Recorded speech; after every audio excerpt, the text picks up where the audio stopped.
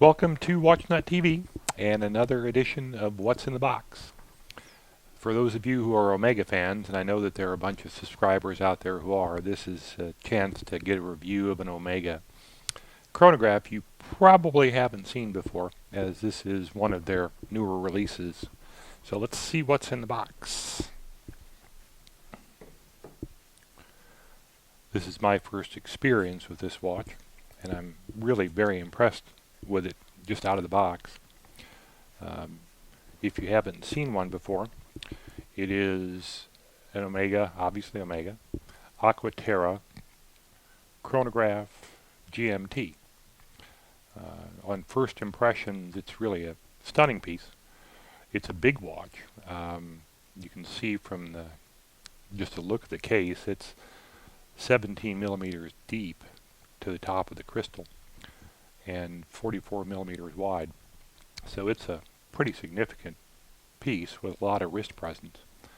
For some reason, Omega chose to use a 21 millimeter inner horn width on this. I don't know why they didn't go to a wider strap, but it kind of fits and blends nicely into the context of the view of the watch.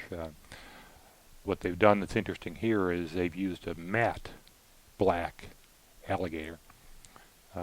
It's really a beautiful, it's almost intriguing strap to look at. I've never seen them do a really matte black real alligator before, and it gives a nice really dark hue to the strap that is really uncommon of their pieces.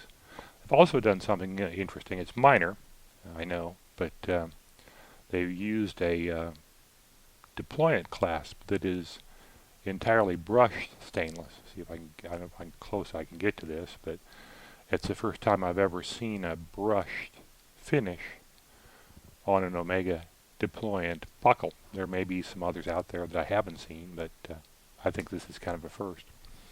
There are some other really unique things about this dial, about this watch. The dial is interesting.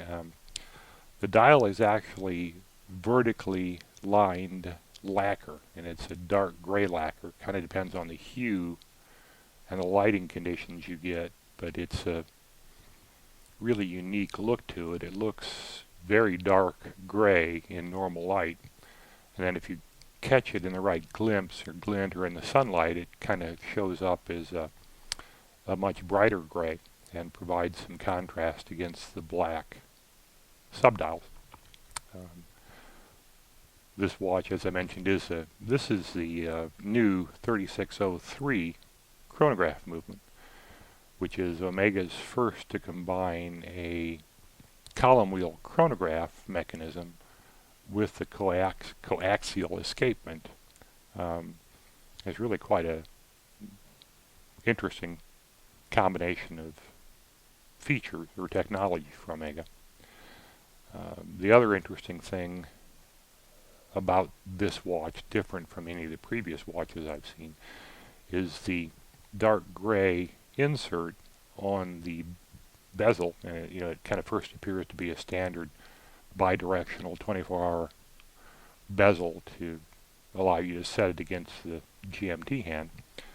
But the background and the numbers are actually done in DLC, not paint.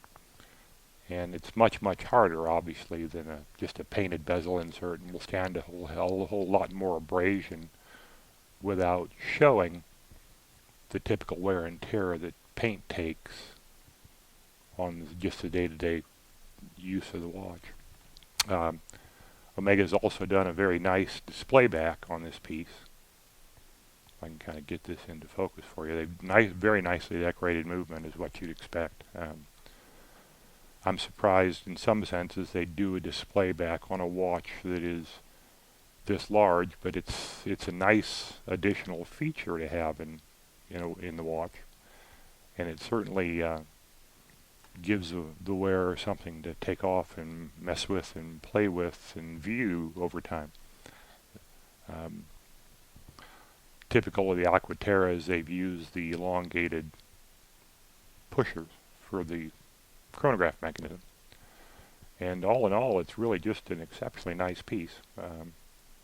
If you'd like to see the close-up photographs, which give you a little bit better indication of the dial color and balance, they're available on our website. Go to watchnut.com and click on the Omega Watches for Sale link, and you can see a little bit more detail that I can provide in the video.